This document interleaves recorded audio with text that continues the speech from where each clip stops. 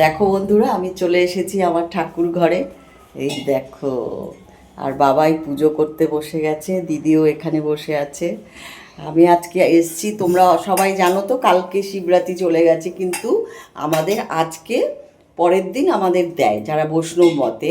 তো বাবাইও আজকে সকালবেলায় পুজো দিচ্ছে, তাই ভাবলাম তোমাদের সঙ্গে করি। এই দেখো, বাবাইও পুজোতে বসে গেছে, সব কিছু রেডি টেডি হয়ে গেছে।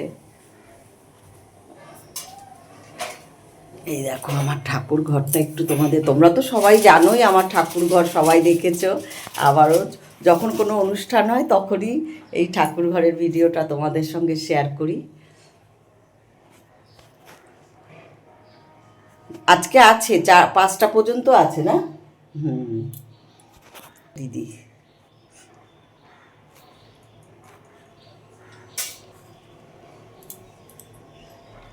বাবা ভোলেনাথ, দেখো আমাদের তো ঘরে শিব ঠাকুর আছে, তোমরা সবাই জানো। আর ঘরের শিবকে তো দিতেই হবে, আজকে শিবরাত্রি, কালকে আজকে দুদিনেই শিবরাত্রি পড়েছে। যদিও কোনো আমাদের তো এবছর মন্দিরে গিয়ে জল ঢালতে পারবে না, তাই ঘরেই জল ঢালছি। সবাই সবাই বলতেই বাবাই দিচ্ছে।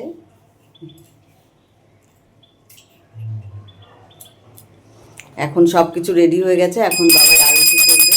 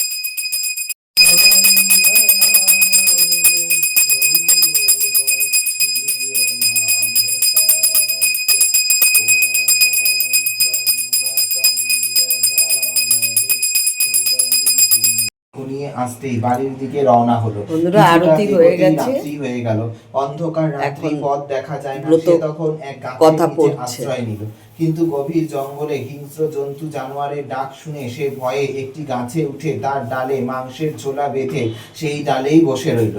গাছটি ছিল বেল গাছ, গাছের নিচে ছিল শিবলিঙ্গ। ব্যাধ গাছের ডালে বসে নড়ে চড়ে উঠতেই শিশিরে ভেজা একটি বেলপাতা খসে পড়ল সেই শিবলিঙ্গের মাথায়।